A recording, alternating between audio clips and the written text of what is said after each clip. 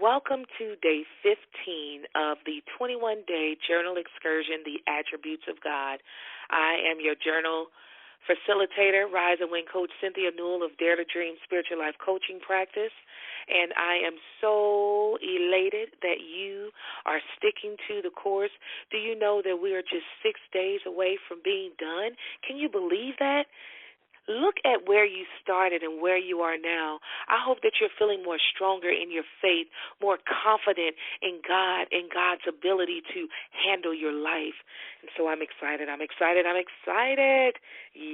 I want to sing.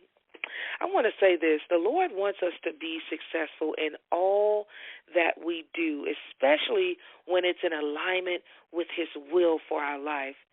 Now, me as a visionary, it is a must that I seek God in everything that I do.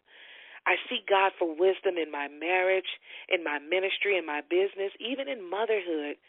So much is dependent upon me seeking God, because God is a wonderful counselor. Today we sit at the feet of Peleh, our wonderful counselor, the one that guides us on the path that will bring fruit, peace, and life more abundantly. So today, on day 15, we are focusing on Peleh. Make sure I said that right. Peleh, wonderful counselor. And we're going to be looking at our focus scripture, which is going to be Isaiah 9 and 6. The only wise God.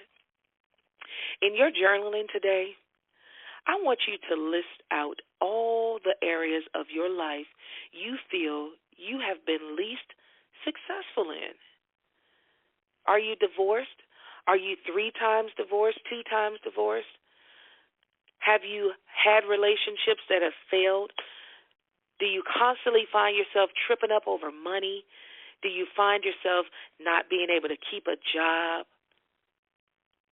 Is it hard for you to maintain a healthy lifestyle as far as your eating, as far as what you intake mentally and spiritually? Where in your life, list out all the areas in your life you feel you have been least successful. And this is not to make you feel bad, but as I've stated before throughout this excursion, you cannot heal what you're unwilling to reveal.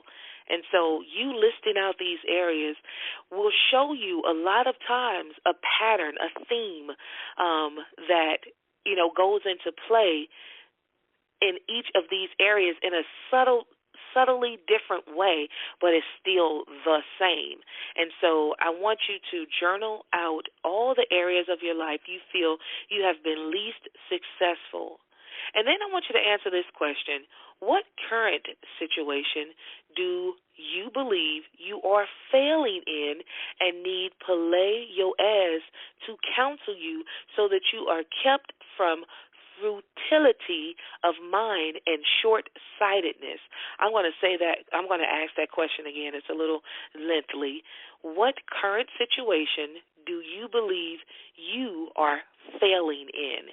And you need Peleh to counsel you so that you are kept from futility of mind and of short-sightedness.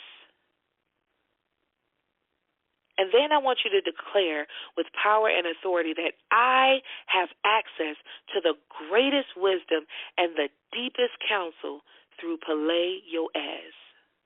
We're going to look at what's possible, and we're going to write out the following. Now, looking at your response in question 2, I want you to describe the joy you feel knowing Peleh is speaking in a way you can easily discern and teaching you how to hear His counsel.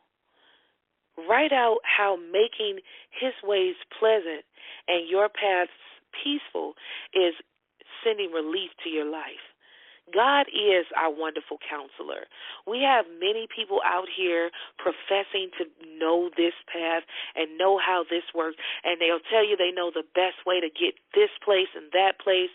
But God is the wonderful counselor that we can always seek for the answers we desire. God said, whatever, if a man is lacking wisdom, all he has to do is ask.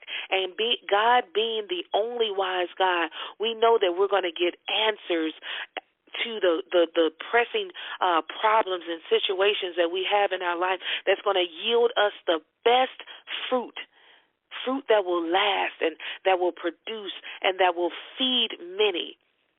And so as you go about your day, I want you to think about God being your wonderful counselor. He's there to counsel you when you don't know what's the best decision to make. God is there to counsel you when you feel that you're out of alignment. God is there to counsel you. And just know that God's desire is that we all be successful, that we all be fruitful and multiply, that we bear many children of success through his word and through his will for our life. All right, I want you to enjoy your journaling process, and until next time, make it a great day on purpose.